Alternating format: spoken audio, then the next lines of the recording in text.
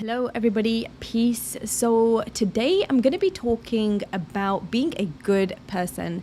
And I have made a video about being a good person and being a great person. But today I just want to really talk about being a good person and hoping to be seen as a good person from other people, and how sometimes it can be very difficult to do that when we live our lives in a way that we hope that people can just see that we have good intentions and that we are good people, and that we have to overcompensate in showing them that there is not a bad bone in me and I'm going to do everything I can to show you. From beautiful seeds to flourishing legacies. So it can feel extremely disheartening when you work so hard to try and show the people around you that you didn't do something for a bad reason. And this can come out in many ways. For example, you could say something to someone, and I fall into this all the time. By the way, I fall into this all the time. I'm speaking from experience, and it's something that I have reflected upon, and I wanted to really share with some of you who go through this as well. And it is this feeling that sometimes when you say no to somebody, you have to over explain to them because of this, I didn't sleep for this long, and blah blah blah blah blah, and you know, it can get really overwhelming, just all the excuses that we give to someone to try and let them know that, hey, I still like you and I'm still a good person and my intention isn't something vicious or vindictive. And the question is, why do we do this, right? Why do we do this? And the answer most of the time is because we have been around people for a elongated period of time, likely in our childhood, that we had to constantly explain ourselves and our reason for doing things, because there was always criticism in everything that we did. And it wasn't just criticism on like close the cabinet doors. It was, you aren't a good person if you do this, you are a bad person. And it really etched into a child's mind that if they don't be the good girl, be the, should I say not the good girl, be the nice person, because there's a difference between niceness and goodness, then they are not very good people. They are flawed, they are deficient, there is something wrong with them. And then this grows into our behaviors with everyone around us. We are constantly trying to explain to them, I can't come to this event because I went through this and this beforehand and I'm really exhausted. And then even after we've given that full explanation, there is this icky feeling, and there is this feeling of, why did I even do that? And it's not just this icky feeling, but there's also this other feeling like, was it enough? And then you end up looking at yourself and thinking, oh my goodness, what's going on? Why do I feel the need? It is a need to do this, to try and show people that we are good people. The truth is that life can be extremely stressful. It's so easy in today's world to feel alone, abandoned, unseen, unheard. But imagine being rejected and abandoned by your own parents and abandoned by your community. And that is exactly what happened to our Prophet Ibrahim, peace be upon him. I'm so excited to share a free webinar with you, and it is called The Prophet's Pain, Understanding Our Own Pain with the Story of Ibrahim, peace be upon him. It's an introductory webinar to a course that I will be launching very soon, God willing. We're going to be discussing so many important topics. We'll be discussing parental abandonment, community ostracism, divine trial, the power of faith, and healing and resilience. There are limited spots, so make sure you reserve your spot. All the information is under this video, and make sure you RSVP. Once the date is announced, you will be the first to know. Thank you, and see you there, inshallah. Now, what happens is, the people who we have been trying to prove ourselves to most of the time, as we grow older, they have their opinions, they have their own way of seeing things, and that is them, right? And we have really made them, these individuals, into every other person in our lives, so that we are constantly reliving the pattern of constantly explaining our intentions, constantly saying the reason why we are doing things, constantly trying to look, like I said, a good person. And it could be exhausting. It is honestly exhausting. It isn't just saying you're a good person, but it's also doing things to prove that you're a good person.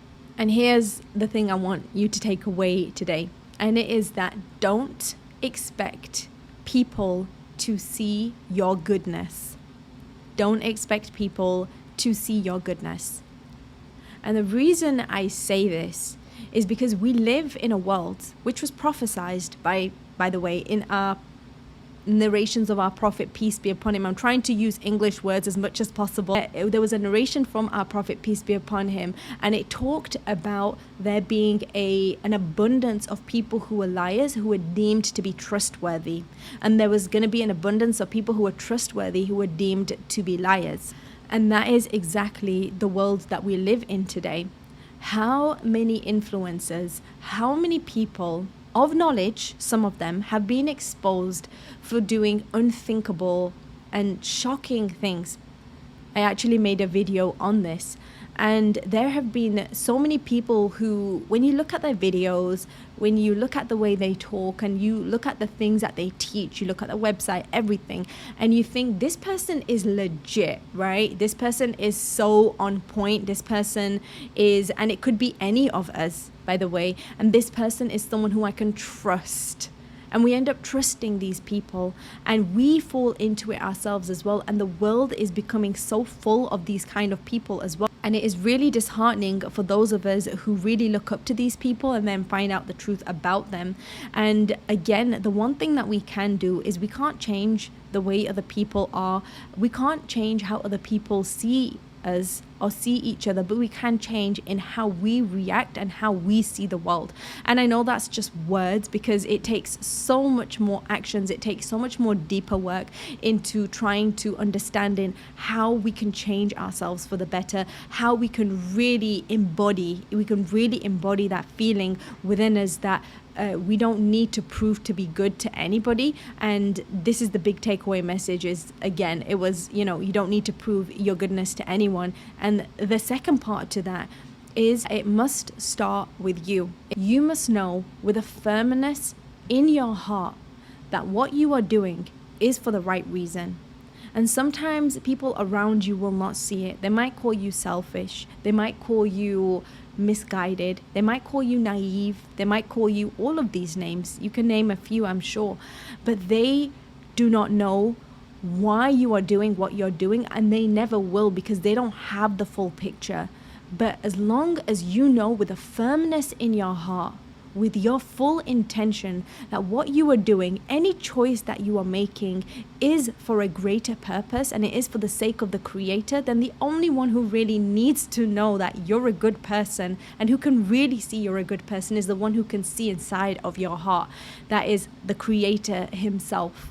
So next time, when you are in a situation where someone is almost doubting your credibility and doubting your credibility, this is an important point, that when you have been through something as a child, when you've been traumatized, this over-explaining does not just happen to people who are toxic or dangerous for you. It even happens to people who are secure as well. It's just a thing that we've had to go through. It's just something that we've had to, deal with. It's a symptom of childhood trauma, right? And just developmental trauma in relationships. So what can happen is it could be a toxic person or a non-toxic person. That takes a lot of learning in how to relationship again, right? So that is just something else to take into account as well. But the most important thing, it always, before any healing, again, it is to be in a safe place, yes, but it's also to say that healing starts with you, not in explaining yourself to someone else. And this can come out in so many ways. Again, it can come out when a person is having their therapist with them. They can even try and explain that they were a good person to their therapist, and they don't need to, because their therapist is there to help them if they're a good therapist, right?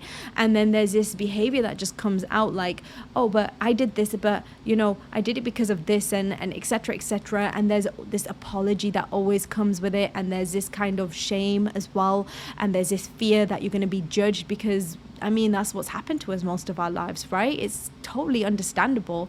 But the most important thing is that it starts with us. We have to know the reason why we are doing something in the first place. And in order to do that, we have to have a sense of self. We have to. And I'm saying have to because it is something that is essential for us to live a good and meaningful life. And before we can really fix our relationships with other people, we must fix the relationship with ourselves and then build that sense of self, and then know that the reason why you're doing something isn't because you're what they say that you are or whatever they'll judge you as, because you can be doing the best thing in the world and people will still gather around and have an opinion about it. The way you dress, the way you look, the way you talk, anything and everything, just mention it, people have an opinion about it, and that is their perspective. That is nothing to do with you. And if we live our lives trying to prove to people whose perspectives are completely off in some ways, right, we will never ever feel like a good person, because our goodness should never be defined by another person. It can only ever be defined by our Creator. On the day of judgment, we will be questioned about our book of good deeds and our book of bad deeds. And there isn't going to be a crowd around us who are making that judgment for us. They're not going to be there unless, of course, it's someone who we oppressed, and they will be standing and making testimony against us, and that includes our physical bodies as well. But on that day, it's going to be about you and your book of good deeds and your book of bad deeds, and there won't be people around just looking to point fingers and tell you that you're a good person or you're a bad person. So next time that you feel the need to tell people that your intention was not bad, please just think about this and just think about the firmness and the feeling in your own heart. How did you feel doing that thing? How do you feel saying that thing? Is it justified to you? Can it be justified to the Creator? Then there is your answer. I really hope that you enjoyed this video and that you continue trying to be a good person in the way that is fulfilling and truthful to you first and foremost. And I also have a free downloadable from my book. It's called The Woke Writer. The chapter is a whole chapter that is a downloadable, the chapter on surrender, all about letting go. I also have a course, and it is from every chapter from my book, The Woke Writer, and it is also free, so please do make the most of that. It is amazing, and I know that you will enjoy it. Hopefully, if you're a person who loves inspiration and wants to create a masterpiece, then this is your course and your book. So have a beautiful and blessed day, everyone. Peace.